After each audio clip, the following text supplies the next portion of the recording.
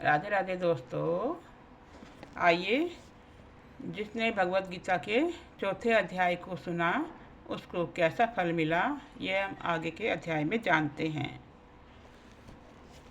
चौथा अध्याय का महामत्य।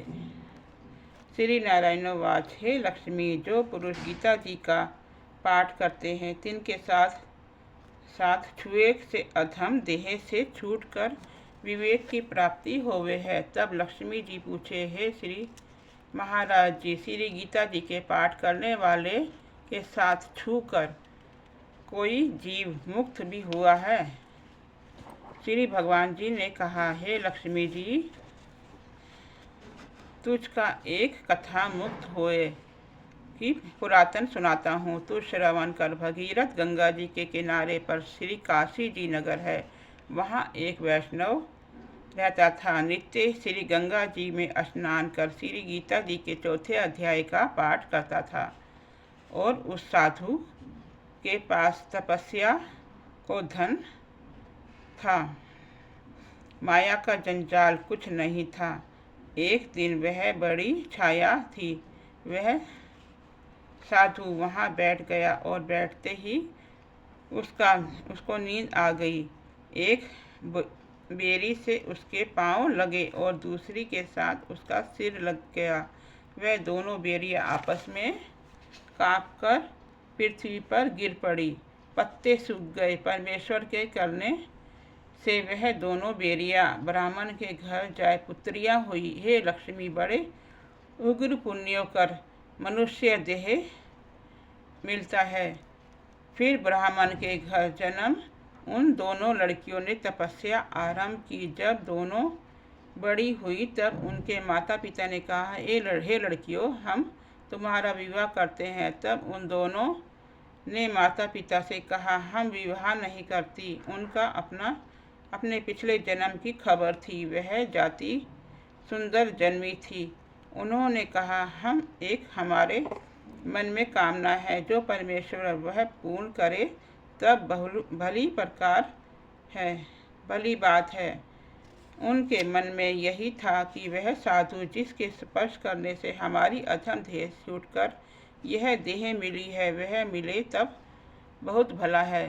इतना विचार कर दोनों लड़कियों ने माता पिता से तीर्थ यात्रा करने की आज्ञा मांगी। तब माता पिता ने तीर्थ यात्रा की आज्ञा दी कि करो, तुमको श्री परमेश्वर जी की आज्ञा है। तब उन दोनों कन्याओं ने माता पिता के चरण वंदना करके गमन किया। तीर्थ यात्रा करती करती बनारस में पहुंची और वहां जाकर देखा वह तपस्वी बैठा है, जिसकी कृपा से हम बेरियों की देह से छूटी हैं। तब उन दोनों कन्याओं ने जय दंडवत करा, चरण वंदना करते विनती करी, संत जी, तुम धन्य हो, हमारा कृतार्थ किया जी।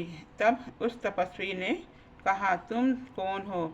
मैं तुमको पहचानता नहीं। तब कन्याओं ने कहा, हम आपको पहचानती हैं। हम पिछले जन्म में बेरियों की जूनी में थी। तुम एक दिन वन में आए, तुमको बहुत धूप लगी थी। तब बेरियों की छाया तले आए बैठे। लंबासन होने से एक बेरी को आपके चरण लगे, दूसरी को सिर लगा।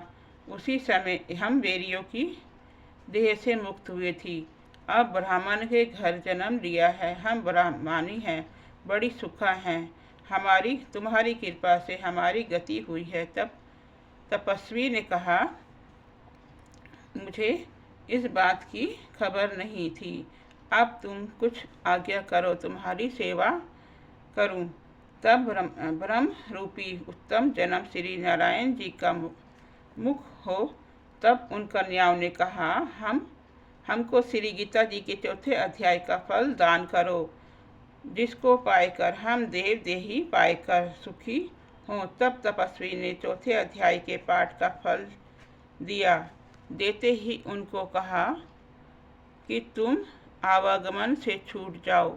इतना कहते ही आकाश से विमान आए। उन दोनों ने देही पाकर वैकुंठ को गमन किया। फिर तपस्वी ने कहा, मैं नहीं जानिया था श्री गीता जी के चौथे अध्याय का ऐसा महात्म्य है। तब वह मन वचन कर्म कर नित्य प्रति पाठ करने लगा। श्री नारायण जी ने कहा, हे लक्ष्मी, ये चौथे अध्याय का महात्म्य है जो तुमने सुना है।